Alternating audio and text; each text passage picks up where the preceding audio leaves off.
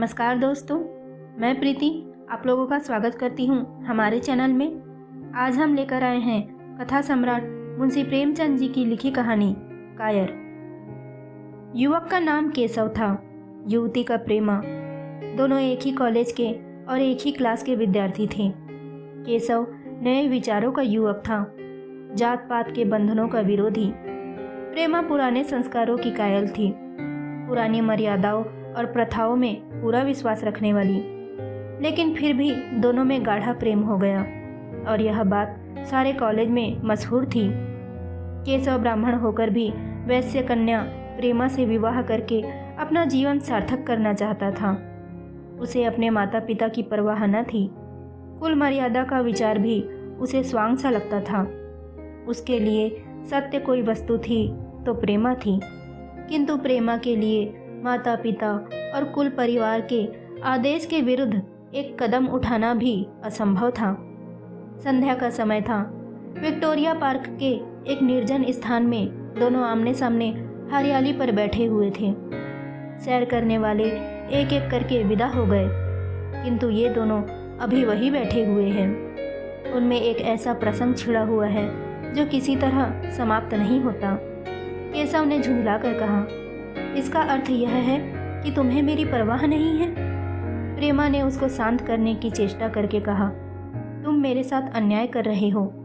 केशव, मैं इस विषय को माता पिता के सामने कैसे छेड़ूं? यह मेरी समझ में नहीं आता। वे लोग पुरानी रूढ़ियों के भक्त हैं।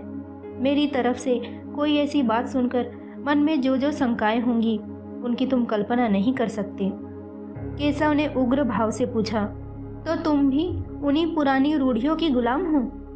प्रेमा ने अपनी बड़ी बड़ी आंखों में मृदु स्नेह भरकर कहा, नहीं, मैं उनकी गुलाम नहीं हूँ, लेकिन माता पिता की इच्छा मेरे लिए और सब चीज़ों से अधिक मान्य है। तो क्या तुम्हारा व्यक्तित्व कुछ नहीं है? ऐसा ही समझ लो। मैं तो समझता था कि ये ढकोसले मूर्खों के लिए ही हैं, लेकिन अब मालूम हुआ कि तुम जैसी विदुषियाँ भी उनकी पूजा करती हैं। जब मैं तुम्हारे लिए संसार को छोड़ने को तैयार हूँ तो तुमसे भी यही आशा करता हूँ। प्रेमा ने मन में सोचा, मेरा अपनी देह पर क्या अधिकार है? जिन माता पिता ने अपने रक्त से मेरी सृष्टि की है और अपने स्नेह से उसे पाला है, उनकी मर्जी के खिलाफ कोई काम करने का उसे कोई हक नहीं। उसने दीनता के साथ केशव से कहा, क्या प्रेम स्त्री और पुरुष के रूप ही में रह सकता है, मैत्री के रूप में नहीं? मैं तो आत्मा का संबंध समझती हूँ। केशव ने कठोर भाव से कहा, इन दार्शनिक विचारों से तुम मुझे पागल कर दोगी। प्रेमा, बस इतना ही समझ लो कि मैं निराश होकर जिंदा नहीं रह सकता। मैं प्रत्यक्षवादी हूँ और कल्पनाओं के संसार में प्रत्यक्ष का आनंद उठाना मेरे लिए असंभव है। यह कहकर उसने प्रेमा का हाथ पकड़कर अपनी ओर खींचने की चेष्टा की। प्रेमा ने झटके से हाथ छुड़ा लिया और बोली, नहीं केशव, मैं कह चुकी हूँ कि मैं स्वतंत्र नहीं हूँ। तुम मुझसे वह चीज़ न मांगो जिस पर मेरा कोई अधिकार नहीं है। केशव को अगर प्रेमा ने कठोर शब्द कहे होते तो भी उसे इतना दुख न होता। एक क्षण तक वह मन मारे बैठा रहा, फिर उठकर निराशा भरे स्वर में बोला, जैसी तुम्हारी इच्छा। आहिस्ता आहिस्ता कदम सा उठाता हुआ वहाँ से चला गया। प्रेमा अब भी वही बैठी आंसू बहाती रही। रात को भोजन करके प्रेमा जब अपनी माँ के साथ लेटी तो उसकी आंखों में नींद न थी। केशव ने उसे एक ऐसी बात कह दी थी जो चंचल पानी में पड़ने वाली छाया की तरह उसके दिल पर छाई हुई थी। प्रति क्षण उसका रूप बदलता था। वह उसे स्थिर न कर सकती थी। माता से इस विषय में कुछ कहे तो कैसे? लज्जा मुंह बंद कर देती थी। उसने सोचा, अगर केशव के साथ मेरा विवाह न हुआ तो उस समय मेरा क्या कर्तव्य होगा? अगर केशव ने कुछ उद्दंडता कर डाली तो मेरे लिए संसार में फिर क्या रह जाएगा? लेकिन मेरा बस ही क्या है? इन भांति भांति के विचारों में एक बात जो उसके मन में निश्चित हुई वह यह थी कि केशव के सिवा वह और किसी से विवाह न करेगी। उसकी माता ने पूछा, क्या तुझे अब तक नींद न आई? मैंने तुझसे कितनी बार कहा है कि थोड़ा बहुत घर का काम काज कर लिया कर, लेकिन तुझे किताबों से ही फुर्सत नहीं मिलती। 4 दिन में तू पराए घर जाएगी। कौन जाने कैसा घर मिले। अगर कुछ काम करने की आदत न रही तो कैसे निभा होगा। प्रेमा ने भोलेपन से कहा, मैं पराए घर जाऊंगी ही नहीं। माता ने मुस्कुरा कर कहा, लड़कियों के लिए यही तो सबसे बड़ी विपत्ति है बेटी। माँ बाप की गोद में पलकर ज्यों ही सयानी हुई दूसरों की हो जाती है। अगर अच्छे प्राणी मिले तो जीवन आराम से कट गया, नहीं तो रो रो कर दिन काटना पड़ा। सब कुछ समय के अधीन है। अपनी बिरादरी में तो मुझे कोई घर नहीं भाता। कई लड़कियों का आदर नहीं, लेकिन करना तो बिरादरी में ही पड़ेगा।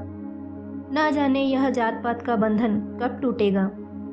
प्रेमा डरते डरते बोली, कहीं कहीं तो बिरादरी के बाहर भी विवाह होने लगे हैं। उसने कहने को कह दिया, लेकिन उसका हृदय काँप रहा था कि माताजी कुछ भाप न ले। माता ने विस्मय के साथ पूछा, क्या हिंदुओं में ऐसा हुआ है? फिर उसने आप ही आप उस प्रश्न का जवाब भी दिया, और 2-4 जगह ऐसा हो भी गया तो उससे क्या होता है। प्रेमा ने इसका कुछ जवाब न दिया। भय हुआ कि माता कहीं उसका आशय न समझ जाए। उसका भविष्य एक अंधेरी खाई की तरह उसके सामने मुंह खोले खड़ा था, मानो उसे निगल जाएगा।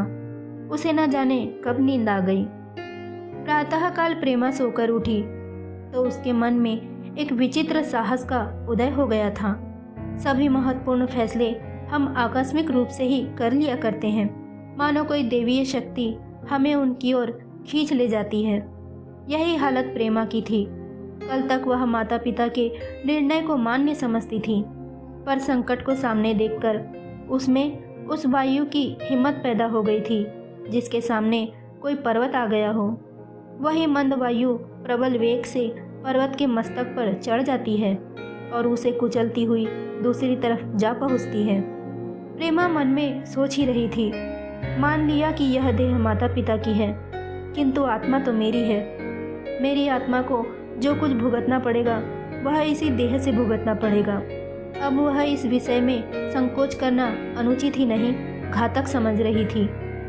अपने जीवन को यूं एक झूठे सम्मान पर बलिदान क्यों करे। उसने सोचा, विवाह का आधार अगर प्रेम न हो तो वह देह का विक्रय है। आत्मसमर्पण क्यों बिना प्रेम के ही हो सकता है। इस कल्पना ही से कि न जाने किस अपरिचित युवक से उसका विवाह हो जाएगा, उसका हृदय विद्रोह कर उठा।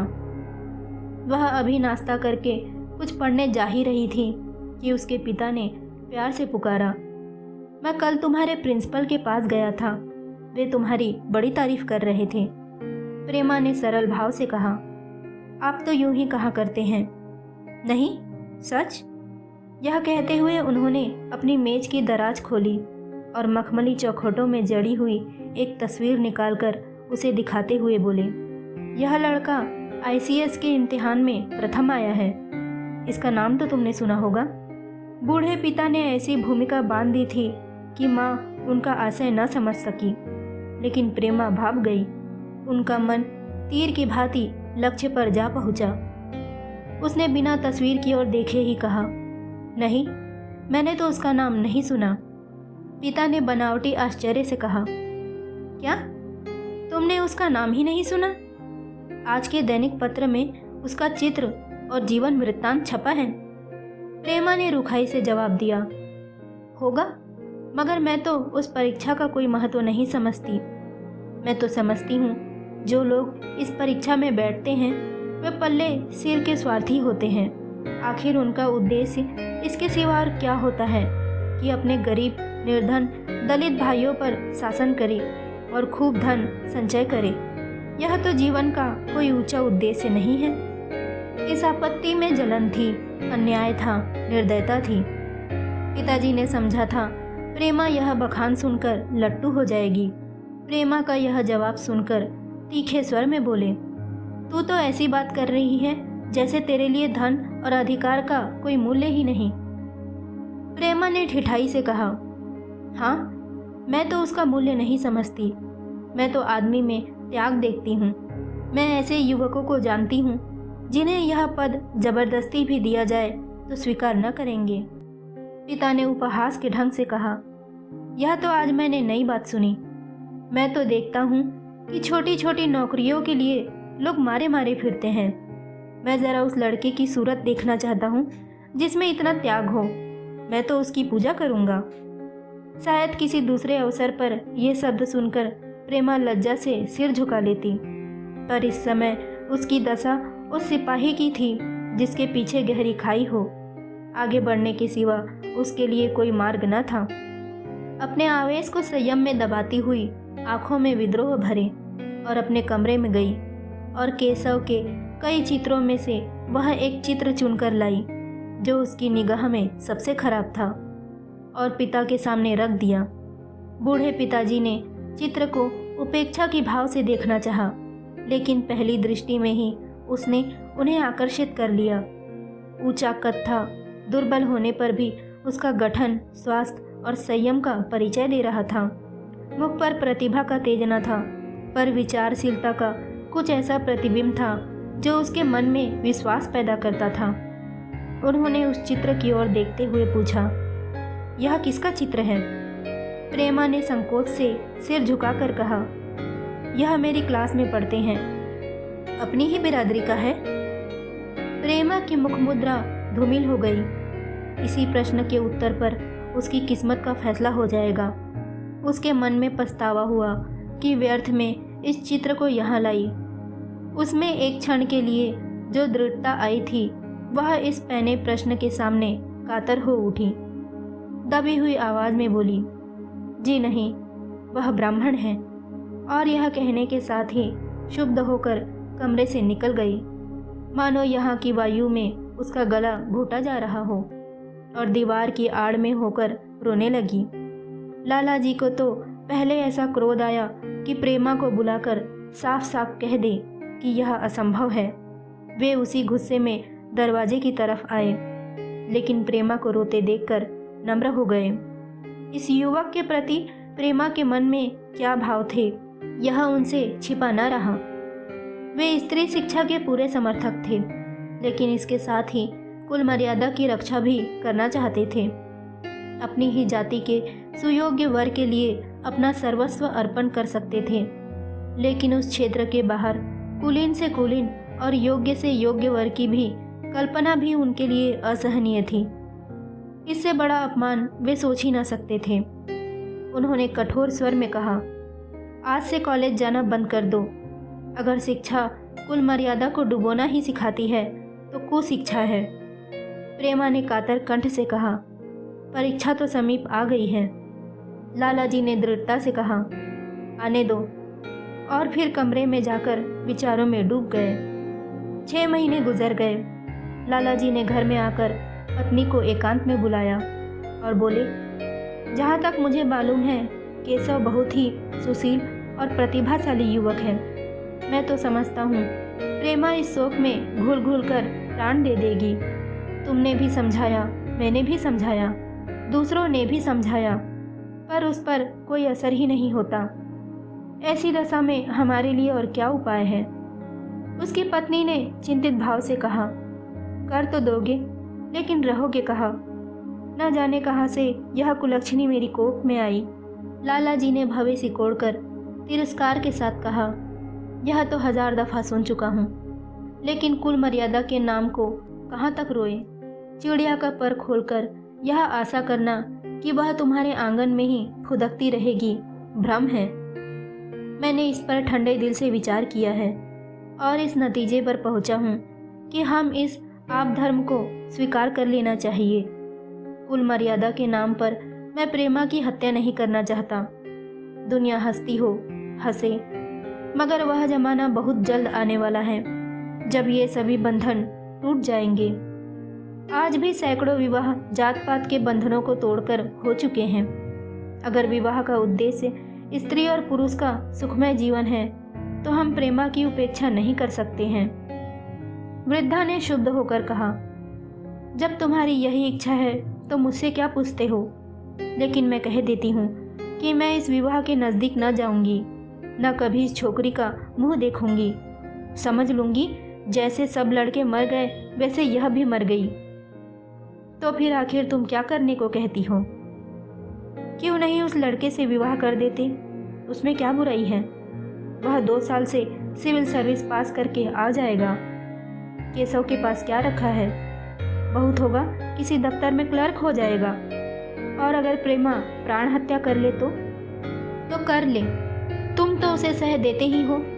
जब उसे हमारी परवाह नहीं है तो हम उसके लिए अपना नाम क्यों कलंकित करें? प्राण हत्या करना कोई खेल नहीं है। यह सब उसकी धमकियां हैं। मन घोड़ा है, जब तक उसे लगाम न दो पीठ पर हाथ रखने भी नहीं देता।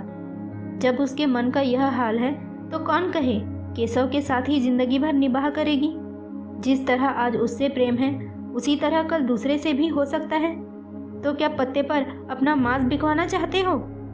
लाला जी ने स्त्री को प्रश्नसूचक दृष्टि से देखकर कहा, अगर वह कल खुद जाकर केशव से विवाह कर ले तो तुम क्या कर लोगी? फिर तुम्हारी कितनी इज्जत रह जाएगी? वह चाहे संकोचवश या हम लोगों के लिहाज से यूं ही बैठी रही हो, पर यदि जिद पर कमर बांध ले तो हम तुम कुछ नहीं कर सकते। इस समस्या का ऐसा भीषण अंत भी हो सकता है, इस समय वृद्धा के ध्यान में भी न आया था। यह प्रश्न बम के गोले की तरह उसके मस्तक में गिर पड़ा। एक क्षण तक वह अवाक बैठी रह गई, मानो इस आघात ने उसकी बुद्धि की धज्जियां उड़ा दी हो।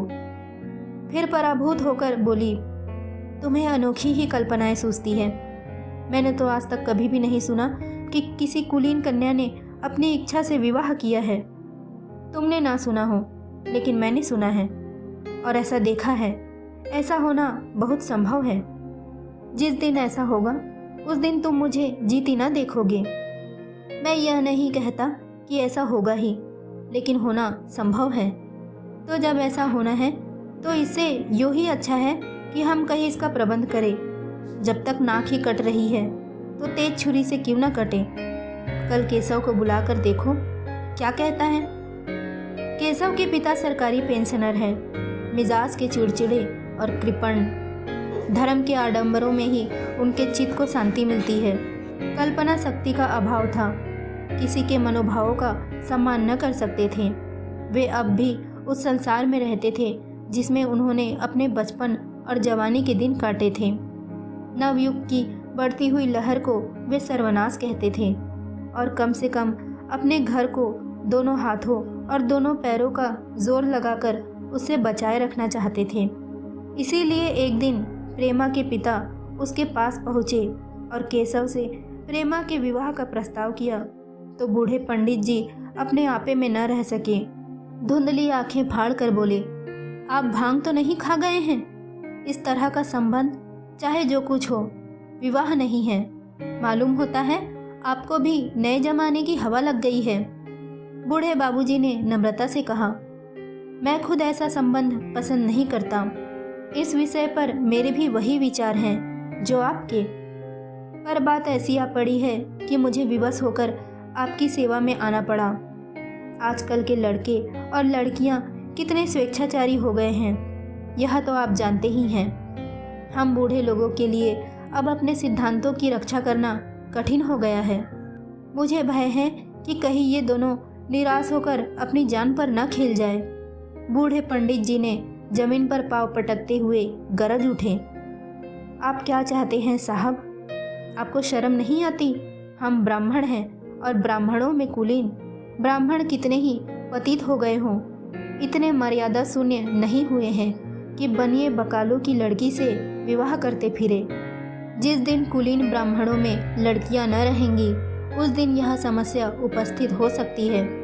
मैं कहता हूँ, आपको मुझसे यह बात कहने का साहस कैसे हुआ? बूढ़े बाबूजी जितना ही दबते थे उतना ही पंडित जी बिगड़ते थे। यहाँ तक कि लाला जी अपना अपमान ज़्यादा न सह सके और अपनी तकदीर को कोसते हुए वहाँ से चले गए। उसी वक्त केशव कॉलेज से आया। पंडित जी ने तुरंत उसे बुलाकर कठोर कंठ से कहा, मैंने सुना है तुमने किसी बनिए की लड़की से अपना विवाह कर लिया है। यह खबर कहाँ तक सही है? केशव ने अनजान बनकर पूछा, आपसे किसने कहा? किसी ने कहा हो। मैं पूछता हूँ, यह बात ठीक है या नहीं? अगर ठीक है और तुमने अपनी मर्यादा को डुबाना निश्चय कर लिया है तो तुम्हारे लिए हमारे घर में कोई स्थान नहीं। तुम्हें मेरी कमाई का एक ढेला भी नहीं मिलेगा। मेरे पास जो कुछ है वह मेरी अपनी कमाई है। मुझे इख्तियार है कि मैं जिसे चाहे उसे दे दूं। तुम यहाँ अनीति करके मेरे घर में कदम नहीं रख सकते। केशव पिता के स्वभाव से परिचित था। प्रेमा से उसे प्रेम था। वह गुप्त रूप से प्रेमा से विवाह कर लेना चाहता था। बाप हमेशा तो बैठे ना रहेगा। माता के स्नेह पर उसे विश्वास था। उस प्रेम की तरंग में वह सारे कष्टों को झेलने के लिए तैयार मालूम होता था। लेकिन जैसे कोई कायर सिपाही बंदूक के सामने जाकर हिम्मत खो देता है और कदम पीछे हटा लेता है, वही दशा केशव की हुई। वह साधारण युवकों की तरह सिद्धांतों के लिए बड़े बड़े तर्क कर सकता है, जबान से उनसे अपनी भक्ति की दुहाई दे सकता था, लेकिन इसके लिए यातनाएं झेलने का सामर्थ्य उसमें न था। अगर वह अपनी जिद पर अड़ा और पिता ने भी अपनी टेक रखी तो उसका कहाँ ठिकाना लगेगा। उसका जीवन ही नष्ट हो जाएगा। उसने दबी जबान में कहा, जिसने आपसे यह कहा है बिल्कुल झूठ कहा है। पंडित जी ने तीव्र नेत्रों से देखकर कहा, तो यह खबर बिल्कुल गलत है? जी हाँ, बिल्कुल गलत। तो तुम आज ही इसी वक्त उस बनिए को खत लिख दो और याद रखो कि अगर इस तरह की चर्चा फिर कभी उठी तो तुम्हारा सबसे बड़ा शत्रु होऊंगा। बस जाओ। केशव और कुछ न कह सका। वह यहाँ से चला तो ऐसा मालूम होता था कि पैरों में दम नहीं है। दूसरे दिन प्रेमा ने केशव के नाम यह पत्र लिखा। प्रिय केशव, तुम्हारे पूज्य पिताजी ने लाला जी के साथ जो अशिष्ट और अपमानजनक व्यवहार किया है उसका हाल सुनकर मेरे मन में बड़ी शंका उत्पन्न हो रही है। शायद उन्होंने तुम्हें भी डांट फटकार बताई होगी। ऐसी दशा में तुम्हारा निश्चय सुनने के लिए मैं विकल हो रही हूँ। तुम्हारे साथ हर तरह का कष्ट झेलने को तैयार हूँ। मुझे तुम्हारे पिताजी की संपत्ति का मोह नहीं है। मैं तो केवल तुम्हारा ही प्रेम चाहती हूँ और उसी में प्रसन्न हूँ। आज शाम को यहीं आकर भोजन करो। दादा और माँ दोनों तुमसे मिलने के लिए बहुत इच्छुक हैं। मैं वह स्वप्न देखने में मग्न हूँ जब हम दोनों उस सूत्र में बंध जाएंगे जो टूटना नहीं जानता, जो बड़ी से बड़ी आपत्ति में भी अटूट रहता है। तुम्हारी प्रेमा। संध्या हो गई। इस पत्र का कोई जवाब न आया। उसकी माता बार बार पूछती थी, केशव आए नहीं। बूढ़ा लाला भी द्वार की ओर आंखें लगाए बैठे थे। यहाँ तक कि रात के 9 बज गए, पर न तो केशव आए न उनका पत्र। प्रेमा के मन में भांति भांति के संकल्प विकल्प उठ रहे थे। कदाचित उन्हें पत्र लिखने का अवकाश न मिला होगा या आज आने की फुर्सत न मिली होगी। कल अवश्य आ जाएंगे। केशव ने पहले उसके पास जो पत्र लिखे थे उन सबको उसने फिर पढ़ा। उनके एक एक शब्द से कितना अनुराग टपक रहा था। उसमें कितना कंपन था, कितनी विकलता, कितनी तीव्र आकांक्षा। फिर उसे केशव के वे वाक्य याद आए जो उसने सैकड़ों ही बार कहे थे। कितनी बार उसके सामने रोया था। इतने प्रमाणों के होते हुए निराशा के लिए कहाँ स्थान था। मगर फिर भी सारी रात उसका मन जैसे सूली पर टंगा रहा। प्रातःकाल केशव का जवाब आया। प्रेमा ने कांपते हुए हाथों से पत्र लेकर पढ़ा। पत्र हाथ से गिर गया। ऐसा जान पड़ा मानो उसकी देह का रक्त स्थिर हो गया हो। लिखा था, मैं बड़े संकट में हूँ कि तुम्हें क्या जवाब दूँ। मैंने इधर इस समस्या पर खूब ठंडे दिल से विचार किया है और इस नतीजे पर पहुँचा हूँ कि वर्तमान दशाओं में मेरे लिए पिता की आज्ञा की उपेक्षा करना दुस्साहस है। मुझे कायर न समझना। मैं स्वार्थी भी नहीं हूँ, लेकिन मेरे सामने जो बाधाएं हैं उन पर विजय पाने की शक्ति मुझ में नहीं है। पुरानी बातों को भूल जाओ। उस समय मैंने इन बाधाओं की कल्पना न की थी। प्रेमा ने एक लंबी, गहरी और जलती हुई सांस खींची और उस खत को फाड़कर फेंक दिया। उसकी आंखों से अश्रुधार बहने लगी। जिस केशव को उसने अपने अंतरकरण से वर लिया था वह इतना निष्ठुर हो जाएगा, इसकी उसको रत्ती भर भी आशा न थी। ऐसा मालूम पड़ा मानो अब तक वह कोई सुनहरा स्वप्न देख रही थी, पर आँख खुलते ही वह सब कुछ अदृश्य हो गया। जीवन में जब आशा ही लुप्त हो गई तो अब अंधकार के सिवा और क्या रहा। अपने हृदय की सारी संपत्ति लगाकर उसने एक नाव लदवाई थी। वह नाव जलमग्न हो गई। अब दूसरी नाव कौन कहाँ से लदवाए? अगर वह नाव टूटी है तो उसके साथ वह भी टूट जाएगी। माता ने पूछा, क्या केशव का पत्र है? प्रेमा ने भूमि की ओर ताकते हुए कहा, हाँ, उनकी तबीयत अच्छी नहीं है। इसके सिवा वह क्या कहे? केशव की निष्ठुरता और बेवफाई का समाचार कहकर लज्जित होने का उसमें साहस न था। दिन भर वह घर के काम धंधों में लगी रही, मानो उसे कोई चिंता ही नहीं है। रात को सबको भोजन करवाया, खुद भी भोजन किया और बड़ी देर तक हारमोनियम पर गाती रही। मगर सवेरा हुआ तो उसके कमरे में उसकी लाश पड़ी थी। प्रभात की सुनहरी किरणें उसके पीले मुख को जीवन की आभा प्रदान कर रही थी।